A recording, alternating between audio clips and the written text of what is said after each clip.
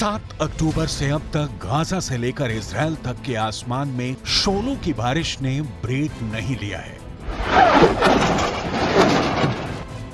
15 दिनों से लगातार हमास की ओर से रॉकेट के ताबड़तोड़ हमले हो रहे हैं। गाजा के उत्तर में इजरायल के शहरों के ऊपर ये रॉकेट उड़ते हैं। इजरायल का भरोसेमंद एयर डिफेंस सिस्टम आयरन डोम इन हमलों को नाकाम करने की कोशिश करता है और ज्यादातर हमलों को नाकाम भी कर देता है। लेकिन जब हमास ये रॉकेट छोड़ता है तो उससे भी नहीं पता होता कि ये रॉकेट कहां पर फटेगा, किधर गिरेगा, इजरायल तक पहुंचेगा भी कि नहीं, और कहीं रास्ते में ही तो नहीं फट जाएगा।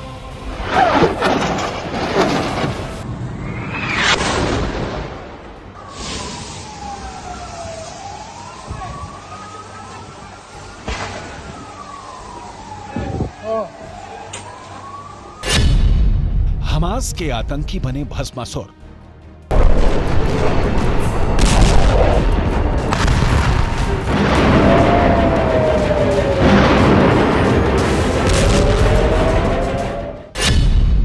अपने ही रॉकेट से गाजा पर हमला।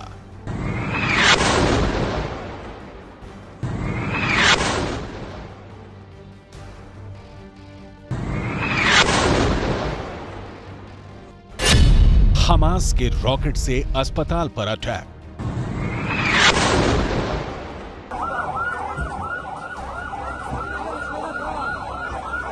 मंगलवार को गाजा के एक अस्पताल पर हमला हुआ। अस्पताल में सैकड़ों की संख्या में आम लोग और बच्चे मौजूद थे। 600 से ज्यादा लोगों की मौत हो गई और इस हमले के लिए हमास ने इजरायल पर आरोप लगाया कि इजरायल ने अस्पताल को निशाना बनाकर हवाई हमला किया और लड़ाकू विमान से बम गिराया।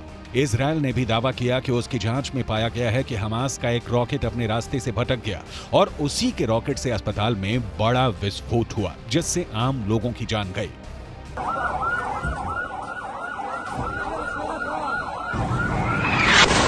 अब जरा इसकी पड़ताल देखिए। मंगलवार को शाम के 7 बजे से कुछ देर पहले गाजा के आसमान पर रॉकेटों की बौछार होती है, जिसमें से एक रॉकेट रास्ता भटक जाता है और हवा में ही बिखर जाता है और फिर उसी इलाके में एक बड़ा विस्फोट दिखाई देता है। ये गाजा का अल अहली अरब अस्पताल है जहां ये विस्फोट हुआ और सैकड़ों आम लोगों की जान चली गई। एसोसिएटेड प्रेस के मुताबिक उन्होंने इसकी पड़ताल की। अस्पताल में विस्फोट से पहले, उसके दौरान और उसके बाद के 1 दर्जन से ज्यादा वीडियो और सैटेलाइट तस्वीरों का विश्लेषण किया और दावा किया कि उसकी जांच से पता चला है कि हमास का रॉकेट गाजा के अंदर से दागा गया और वो उसी क्षेत्र में हवा में फट गया और रॉकेट का एक हिस्सा जमीन पर गिरा, जिससे अस्पताल में विस्फोट होने की सबसे अधिक संभावना है। The particular weapon used here is a bit larger and more sophisticated, but they are ultimately comparatively crude, and the failure rate of rockets is high in the best of times, and even for Western militaries, with the very highest and most expensive capabilities. So it is not surprising a number of weapons fail, and it is well known that a number of weapons will drop inside Gaza and do drop inside Gaza and do unfortunately kill civilians in Gaza during these sorts of confrontations. Expert मानते हैं कि rocket के मामले में अच्छी से अच्छी सेना में भी नाकामी की संभावना बनी रहती है, लेकिन गाजा में अस्पताल पर हमले के मामले में सिर्फ वीडियो और सैटेलाइट तस्वीरों से पूरी जानकारी हासिल नहीं की जा सकती। इसके लिए जमीन पर फॉरेंसिक सबूतों की जरूरत होगी और युद्ध के बीच में जमीन पर सबूतों को ना तो हमास साझा कर रहा है और ना ही हमास के दिए सबूतों पर विश्वास किया जा सकता है।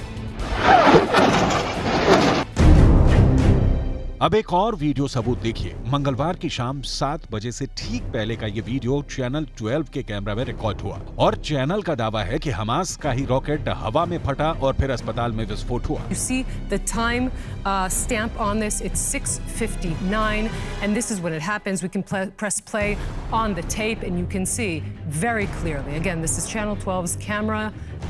You can show that, you can see the rockets. This is the left red stamp fired over the hospital, which is the right, and you can see the blast. So that is proof of the fact that it came from the Gaza Strip.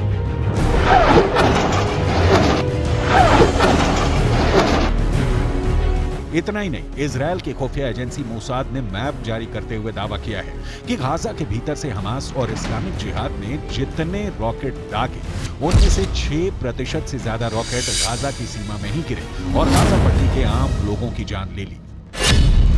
Map में देखिए, जो पीले निशान दिख रहे हैं वो rocket launch होने की जगह है। यानी जहां से रॉकेट को दागा गया, और जो लाल निशान हैं उन जगहों पर जो रॉकेट फेल हो गए वो फटे, यानी गाजा पट्टी के अंदर ही।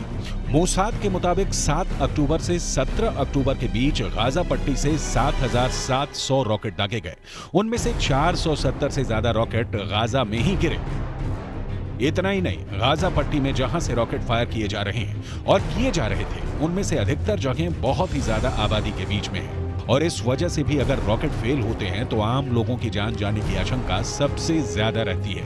यानी जब गाजा से हमास का इस्लामिक जिहाद के आतंकी इजरायल पर हमलों को अंजाम देने के मकसद से रॉकेट चलाते हैं तो उनमें से कुछ रॉकेट उसकी सीमा में गिर जाते हैं या आसमान में फट जाते हैं, जिससे वहां के आम लोगों को नुकसान होता है।